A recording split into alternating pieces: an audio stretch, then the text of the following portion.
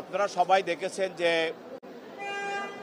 জাতীয় টেলিভিশন এবং আমাদের সোশ্যাল মিডিয়া এবং প্রিন্ট মিডিয়া তো আপনারা দেখেছেন যে গতকাল প্রাইম বিশ্ববিদ্যালয়ে দ্বিতীয় বর্ষের একটা ছাত্র জাহিদুল ইসলাম পারভেজ, সে পিতামাতার একমাত্র সন্তান, তাকে তার বুকে হৃদপিণ্ডের মধ্যে ছুরি মেরে তাকে হত্যা করা হয়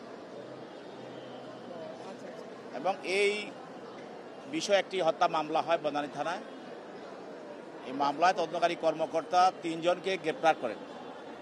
যে 3 জনকে গ্রেপ্তার করেন তার মধ্যে একজন হলো আলাবি এবং আল কামাল, আল আমিন।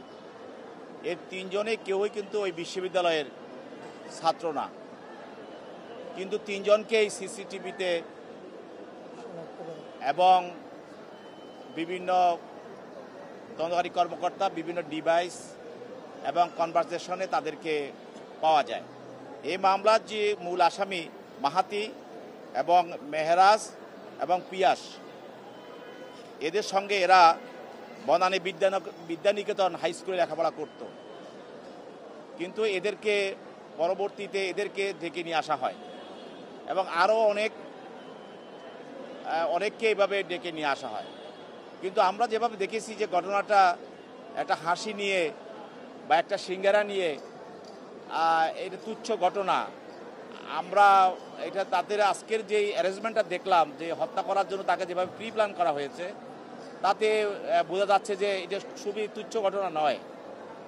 এর মধ্যে একটা পরিকল্পনা বা এর মধ্যে একটা তাদের নীল নকশাও ছিল এবং সেটা ইতিমধ্যে আপনারা বলছেন যে দেখছেন যে একটা ছাত্র সংগঠনের সঙ্গে যাকে নিহত করা হয়েছে জড়িত, তাহলে এখানে এর পিছনে আরও অনেক কিছু থাকতে পারে। তো সেজন্য তদন্তকারী কর্মকর্তা 3 জনের বিরুদ্ধে 10 দিনের রিমান্ড চেয়েছেন এবং বিজ্ঞ আদালত তাদের 7 দিনের রিমান্ড মঞ্জুর করেছেন। তাদের পক্ষে তাদের আইনজীবীরাও ছিল, তারাও রিমান্ডে এবং বাতিল এবং জামিনের প্রার্থনা করেছিলেন। তো উভয়ের বক্তব্য শোনার পর বিজ্ঞ আদালত আদেশ দেন। তো এখানে আমরা বলেছি যে আমরা তো স্কুল, কলেজ, ইউনিভার্সিটিতে আমরাও লেখাপড়া করে এসেছি, কিন্তু আমাদের মধ্যে ঘটনা ঘটলে আমরা সাধারণ একটা ঘটনা আমাদের মধ্যে ঘটতো, কিন্তু একজনকে মেরে ফেলতে হবে এই ধরনের পরিকল্পনা আমরা দেখি নাই। কিন্তু সেই জন্য এই ঘটনাটার মধ্যে শুধু তুচ্ছ ঘটনা দেখলে হবে না, আমাদের মনে হচ্ছে যে এটার পিছনে আরও ঘটনা থাকতে পারে। সেই জন্য এটাকে তদন্ত করে বের করার প্রয়োজন। সেই জন্য তদন্তকারী কর্মকর্তা এই রিমান্ডটাই প্রার্থনা করেছেন। আদালতের বিষয়টা আদালত থেকে আমরা প্রসিকিউটর হিসেবে বলেছি ঘটনাটা। আদালত ওইভাবে জোরালোভাবে বলেননি। আদালত বলছে যে সামান্য কথা বলছে, তুচ্ছ ঘটনাটাকে এইভাবে হওয়া উচিত না। কিন্তু আমরা প্রসিকিউশনের পক্ষ থেকে আমরা বলছি যে এটার পিছনে অন্য ঘটনা থাকতে পারে,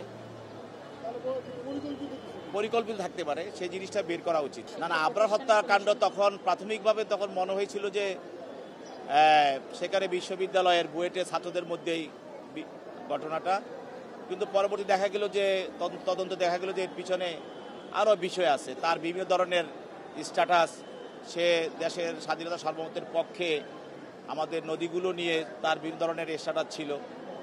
এইসব ব্যাপারে বিভিন্ন ধরনের হয়তো তার বিরুদ্ধে বিভিন্ন পরিকল্পনার অংশ হিসাবে এটা হতে পারে।